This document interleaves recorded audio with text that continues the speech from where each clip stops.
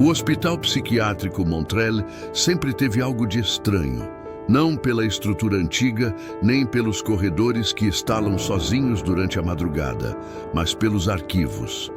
Pilhas e pilhas de pastas amareladas que ninguém ousa mexer, como se tocar nelas fosse acordar algo que deveria continuar dormindo. Entre todos esses documentos, existe um que os funcionários antigos evitam mencionar. Um prontuário sem poeira, sem cheiro de papel velho, sempre colocado exatamente no centro da gaveta, como se alguém o reorganizasse todas as noites. O nome na capa é Henri Dumas. Apenas isso, sem foto, sem data de nascimento, sem diagnóstico fixo. Mas o mais perturbador não é o conteúdo. São as 3 caligrafias diferentes dentro dele. 3 estilos completamente distintos, escritos por profissionais, que assinam com o mesmo nome. E a cada vez que o prontuário é aberto, uma nova página aparece, com informações que não estavam lá, e que descrevem quem está lendo. Eu nunca gostei de trabalhar no arquivo do Hospital Montrel. A sala é fria, abafada, e tem aquela iluminação meio amarelada que parece sempre perto de apagar. Mas era o turno que tinha, e eu precisava do emprego. Os documentos antigos eram apenas poeira e papel, pelo menos até eu encontrar a pasta de Henri Dumas. Eu não deveria sequer ter visto aquele prontuário. Ele estava escondido atrás de uma fileira de fichas de 1974, alinhado de um jeito estranho, como se alguém tivesse empurrado tudo apenas para encaixá-lo lá no fundo. Quando puxei a pasta, senti um arrepio subir pelas costas, como se aquilo simplesmente não quisesse ser tocado. E não era impressão. As outras pastas estavam frias. Aquela estava morna. O nome Henri Dumas estava escrito em uma tinta que não parecia envelhecida. Sem rachaduras, sem manchas, sem desgaste, como se alguém tivesse escrito ontem. Abri a pasta esperando encontrar exames, relatórios, rotinas, mas a primeira página era totalmente diferente. O papel era mais novo do que deveria ser, branco demais, perfeito demais. E o pior, estava datado como 1978, mas a folha parecia ter saído da impressora meia hora atrás. No topo, a caligrafia era firme, elegante. Assinatura de Dr. L. Morel. Já tinha ouvido aquele nome em conversas sussurradas no refeitório. Diziam que era um psiquiatra brilhante, mas que tinha sido afastado por procedimentos não aprovados. Ninguém explicava o que isso queria dizer, e ninguém queria saber. Continuei lendo. A letra detalhava um paciente quieto, introspectivo, potencialmente sensível a estímulos internos. Nada demais. Até que cheguei à anotação final. O paciente afirma que o quarto está escrevendo para ele. Engoli seco. Pensei que fosse erro de interpretação, mas a frase estava ali, clara, grafada com lenta precisão, como se o médico tivesse pensado muito antes de escrever. Quando virei a página, veio a primeira coisa impossível. A segunda folha tinha outra caligrafia, outra assinatura, outro jeito de escrever o nome Henri Dumas, mas o nome do médico era o mesmo, Dr. L. Morel. As letras eram tortas, apressadas, quase trêmulas. Pareciam de outra pessoa. A data? 1983, 5 anos depois da primeira. Tudo bem. Até eu reparar que no canto inferior, a data estava escrita por cima de outra, raspada com força, como se alguém tivesse apagado às pressas. A luz amarela da sala fazia a raspadura brilhar. Continuei lendo, desconfortável. Essa segunda anotação dizia que Henri estava em estado avançado de dissociação. Mas o que me fez gelar foi a última linha. O paciente pediu para eu parar de assinar o nome dele. Ele diz que eu estou usando algo que não é meu. Fechei a pasta. Devolvi para a mesa. Respirei fundo. Mas a sensação ruim só piorou. Olhei para minha mão e percebi que estava tremendo. Os dedos estavam suados, como se eu tivesse segurado algo quente demais. Tentei me convencer de que era apenas cansaço, de que os papéis eram velhos e confusos. Até que algo me fez congelar. O interfone da sala de arquivos, que nunca é usado, emitiu um estalo seco. A luz vermelha piscou uma vez, só uma. Levantei devagar, o coração martelando. Aproximei a mão do botão sem encostar. A luz acendeu de novo, e dessa vez uma voz veio do outro lado. Uma voz abafada, distante, como se falasse através de algodão. Você leu a parte errada.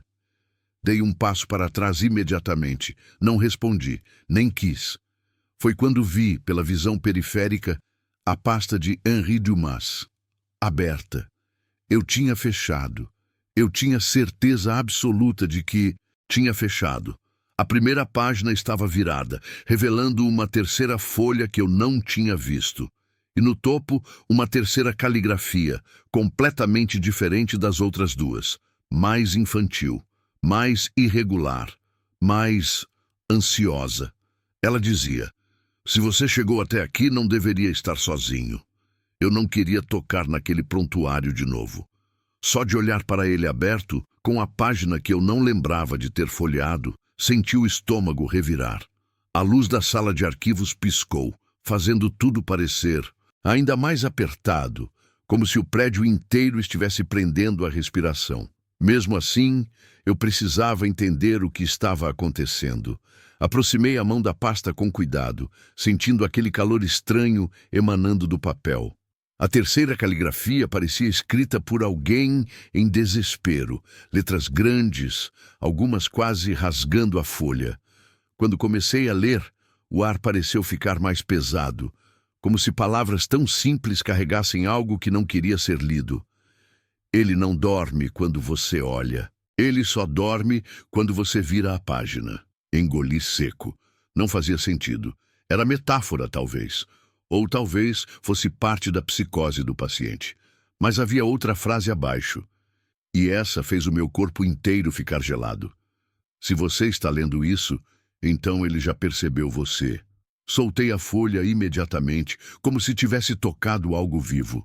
Dei um passo para trás, respirando rápido demais. Eu precisava sair dali. Precisava levar aquilo para alguém, mostrar que o arquivo tinha algo errado. Talvez uma brincadeira, talvez um funcionário antigo mexendo nos documentos para pregar peça. Qualquer explicação racional serviria. Mas, antes de fechar a pasta, percebi algo que me fez congelar. No canto inferior direito da página, havia uma pequena mancha, marrom. Não era tinta, não era ferrugem, era orgânico. Me forcei a desviar os olhos, mas quando tentei fechar a pasta, ela parecia mais pesada do que quando a abri, como se estivesse segurando algo além de papel. Passei a mão pela capa, e um arrepio me atravessou de cima a baixo. A superfície parecia pulsar. Pisquei, tentando pensar com clareza. Eu devia estar cansado demais. Dei 3 passos para trás, esticando o braço para fechar tudo de uma vez, sem olhar. Foi quando ouvi um sussurro, atrás de mim. Não fecha? Meu coração disparou. Virei rápido, mas a sala estava vazia. Nenhuma pessoa, nenhum funcionário, nada. O som vinha de trás, ou de baixo, ou talvez de dentro dos próprios arquivos. Difícil saber. O eco curto fazia tudo parecer mais perto do que realmente estava. Meu instinto dizia para correr, mas minha curiosidade, ou teimosia, me empurrou de volta à mesa. Abri a pasta só mais uma vez, e percebi algo ainda mais absurdo. As 3 assinaturas do Dr. L. Morel agora pareciam diferentes. A primeira elegante, a segunda trêmula, a terceira infantil. Mas agora, todas tinham um detalhe igual. Um pequeno traço extra na letra M, como se alguém tivesse corrigido as 3 após escritas. Como se uma mesma mão tivesse ajustado. Não era possível. Ninguém faz isso. Ninguém mexe em páginas de décadas atrás. Mexi mais uma vez na capa. E então vi uma quarta coisa impossível. Na contracapa, onde não havia nada antes, apareceu uma anotação escrita a caneta azul. Tinta fresca, ainda brilhando. Pare de procurar datas. Ele não vive no mesmo tempo que você. Soltei a pasta de novo. A cadeira atrás de mim caiu com um estrondo que fez meu coração quase saltar pela garganta. Em seguida, o interfone chiou. Um chiado. Fino, como respiração. Eu já sabia que não podia ficar ali. Peguei a pasta com as mãos tremendo, saí da sala e fechei a porta com força. O corredor estava quase completamente escuro, iluminado só pela luz de emergência. O hospital sempre foi silencioso durante a madrugada, mas naquela noite parecia que o silêncio tinha peso, como se algo estivesse escutando. Dei poucos passos antes de perceber outra coisa. A pasta estava aberta novamente, mesmo eu tendo certeza de que a fechei ao sair. E a página de cima não era nenhuma das 3 que eu tinha visto antes. Era uma nova, uma 4ª página, sem caligrafia antiga, sem assinatura, apenas uma frase, escrita como se fosse para mim, como se soubesse o exato momento em que eu iria olhar. Não volte sozinho. Eu descia o corredor com a pasta apertada contra o peito, como se aquilo pudesse me proteger. Uma ideia estúpida. Mas naquele momento era a única coisa que me impedia de simplesmente correr. A luz fraca fazia sombras dançarem nas paredes. Sombras que eu não sabia se eram minhas ou de outra coisa. O Hospital Montrelle à noite parecia outro lugar. De dia era só um prédio velho, com tijolos expostos, cheiro de desinfetante barato e pacientes andando em silêncio pelas áreas comuns. Mas, à noite, o Montrelle parecia consciente. As paredes estalavam como articulações. O piso vibrava levemente e o ar ficava espesso, quase pastoso, como se fosse difícil respirar demais. Quando cheguei na recepção vazia, coloquei a pasta na mesa, com força, tentando recuperar a coragem. A 4ª página ainda estava lá, perfeitamente centralizada, como se alguém tivesse alinhado milimetricamente. Não havia nome, data, diagnóstico, nada. Só a frase, não volte sozinho. Minha mão estava suando. Quando toquei a folha, ela pareceu absorver a umidade do meu dedo com rapidez demais. Como papel que não é exatamente papel. Respirei fundo. Eu precisava mostrar aquilo a alguém, a qualquer pessoa. Pensei em chamar o segurança, mas os guardas do turno da madrugada só apareciam quando chamados pelo rádio. E eu não queria explicar uma história que nem eu entendia. Foi quando algo me ocorreu. A ala médica. A enfermeira Mara ainda estaria lá. Mara era uma das poucas pessoas no Montrelle que eu realmente respeitava. Era calma, centrada e já tinha me ajudado quando precisei pegar documentos que não batiam. Ela saberia o que fazer. Ela sempre sabia. Peguei a pasta e fui até a ala leste. O corredor estava vazio, exceto pelo som repetitivo do relógio de parede que parecia atrasado. Cada tique era mais espaçado que o normal, como se o tempo ali dentro estivesse cansado. Bati na porta de vidro da enfermaria. Nada. Bati mais forte. Silêncio. Foram necessários quase 2 minutos até que Mara aparecesse andando devagar, como se tivesse acabado de acordar de um sonho longo demais. Seus olhos estavam vermelhos e o cabelo preso às pressas. A luz fluorescente acima dela tremulou quando ela parou perto da porta. — Você está bem? Ela perguntou com a voz rouca. — Eu preciso que você veja uma coisa. Ela abriu a porta e deixou que eu entrasse. O cheiro forte de álcool tomou conta do ar. Mara olhou para a pasta como se fosse apenas mais um arquivo, até eu abrir. A expressão dela mudou no mesmo instante. — O que é isso? Perguntou, franzindo a testa. Eu encontrei no arquivo. Passei a mão no rosto, tentando organizar as palavras. Tem páginas que não deveriam existir, datas erradas, caligrafias diferentes com a mesma assinatura. E isso, mostrei a 4ª página. Mara respirou fundo, inclinando o corpo para enxergar melhor. Depois ergueu os olhos para mim, séria. — Você escreveu isso? — Claro que não.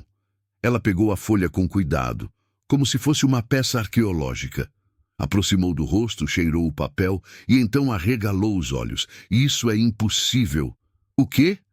A tinta está fresca. Meu estômago afundou.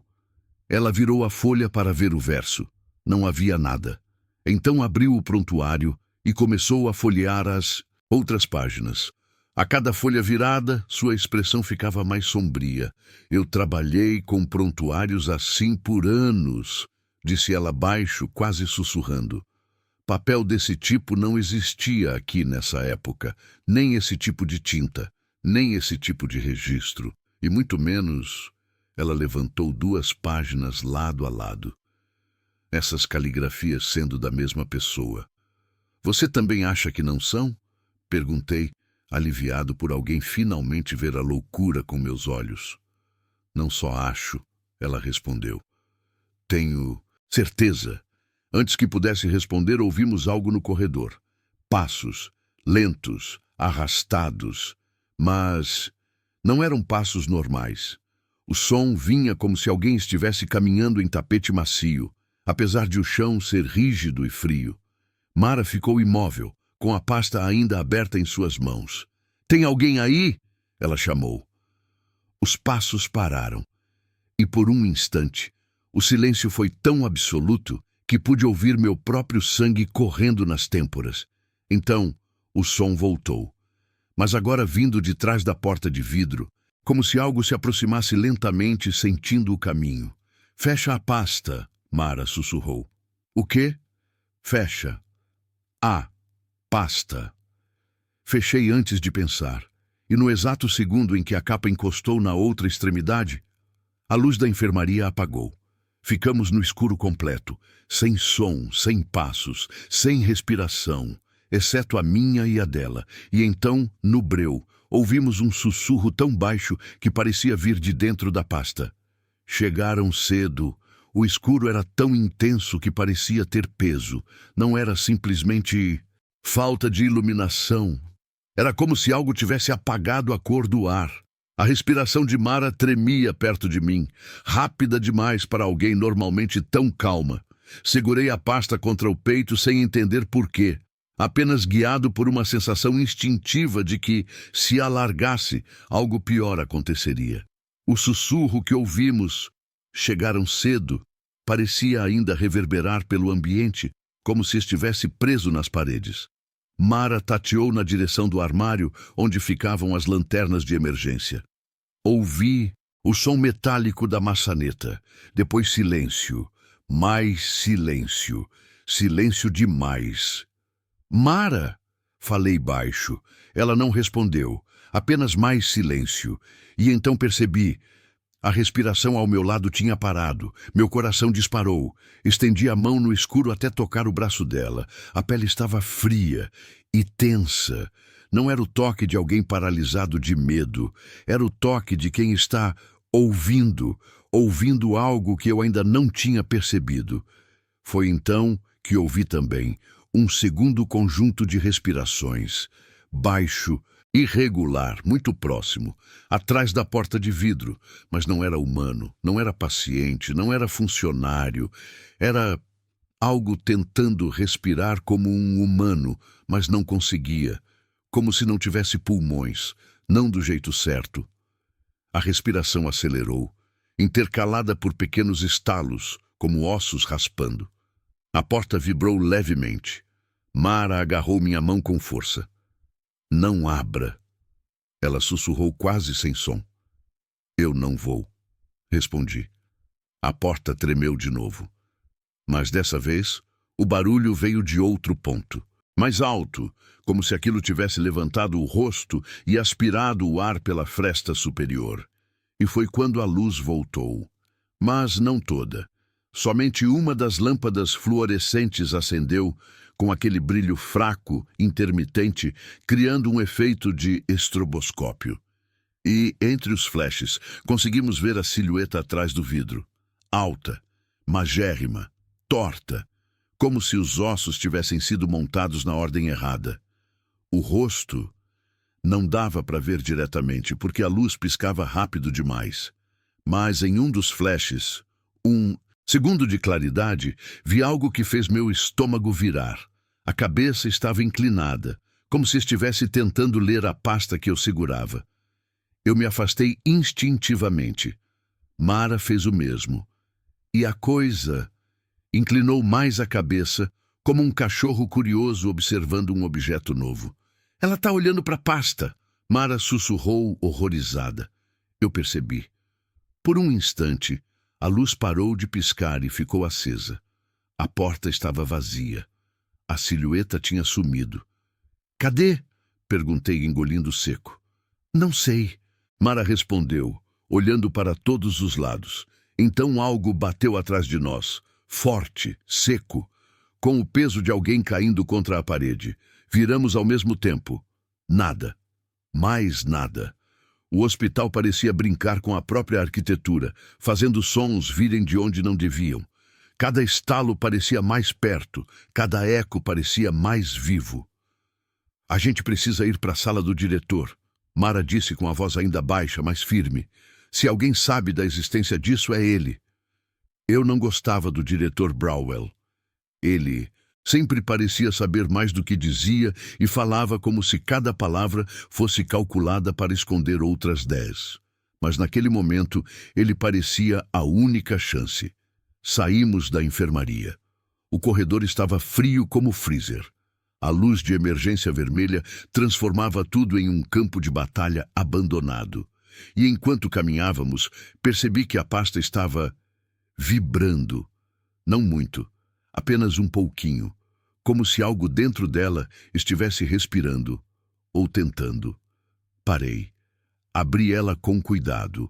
Uma nova página. A 5ª. A caligrafia era totalmente diferente das outras 3. Não era elegante, não era trêmula, não era infantil, era madura, precisa, escrita por alguém que sabia exatamente o que estava fazendo. Uma única frase. Ele está seguindo vocês pelo teto. Meu corpo inteiro congelou. Olhei imediatamente para cima. O teto de gesso estava com pequenas ondulações, como se algo pesado estivesse se arrastando por cima, pressionando a estrutura. Mara, falei sem tirar os olhos do teto. Não, olha para cima. Mas era tarde, ela já tinha olhado, e quando olhou, a lâmpada acima de nós estalou, inundando o corredor em escuridão novamente. Um som correu pelo teto, rápido, deslizante, como membros compridos raspando madeira. Mara me puxou com força e começamos a correr. E no meio da corrida, com a pasta balançando no meu braço, o interfone da parede estourou em vida. Vocês não vão chegar a tempo. A voz não era humana, nem velha, nem jovem. Era múltipla, como se 3 pessoas falassem dentro da mesma garganta. Mara puxou meu braço desesperada. Rápido! Gritou, e nós corremos pelo Montrel como se o prédio estivesse se rearranjando atrás de nós. O corredor parecia não ter fim. Cada passo ecoava num ritmo estranho, como se o prédio estivesse absorvendo os sons e devolvendo apenas o que queria. A coisa no teto se movia rápido, mudando de posição como um animal caçando pelo cheiro. Não fazia barulho de pés, fazia barulho de arrasto, de unhas compridas agarrando metal.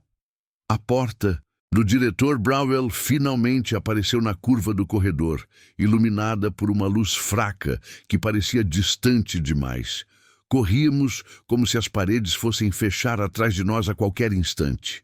Continua! Mara gritou, sem olhar para trás. Eu queria nem olhar também, mas em algum momento olhei e vi. Algo descia do teto.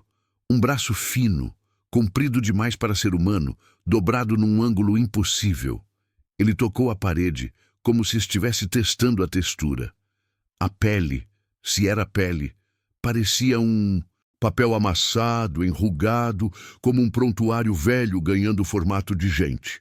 A porta do diretor estava a poucos passos. Mara bateu com força. Abre! Abre! Nada. A coisa atrás de nós se moveu outra vez, soltando um estalo seco que me fez lembrar dos papéis do arquivo rasgando sozinhos naquela sala vazia. Bati também. "Diretor!" gritei. "Por favor!" A fechadura destravou. A porta abriu sozinha, como se alguém tivesse puxado antes mesmo de terminarmos de chamar. Entramos num impulso. Mara bateu a porta com força e trancou. A sala estava iluminada demais para ser madrugada. Uma lâmpada branca, limpa, sem qualquer falha, diferente de qualquer outro ponto do Montrelle. Mas o estranho não era isso. O estranho era o diretor Brauwell sentado atrás da mesa, completamente imóvel, encarando a pasta no meu braço. Eu sabia. Ele disse com voz calma, baixa, quase satisfeita. Mais cedo ou mais tarde alguém ia pegar o prontuário errado. "O que está acontecendo aqui?" Eu gritei sem filtro. Ele não respondeu de imediato. Apenas inclinou a cabeça, como se estivesse analisando a capa, não a nós. "Esse prontuário jamais deveria ter sido aberto", disse. "Ele não registra um paciente, ele registra leitores." Um arrepio percorreu meu corpo de cima a baixo. Mara deu um passo à frente. "Isso é algum tipo de experimento, não é? Tudo isso, a coisa no teto, as páginas que aparecem, o hospital apagando luzes." Brauwell respirou fundo. "O Montrelle sempre foi vivo, enfermeira Mara. Só precisava de olhos para existir. E vocês lhe deram olhos." Ele apontou para mim. "E você deu voz." A pasta tremeu na minha mão.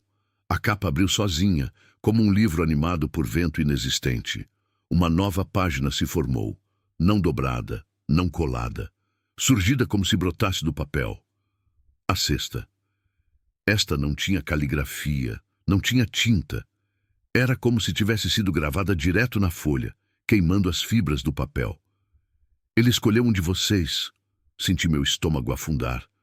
"O que isso significa?" Perguntei quase sem voz.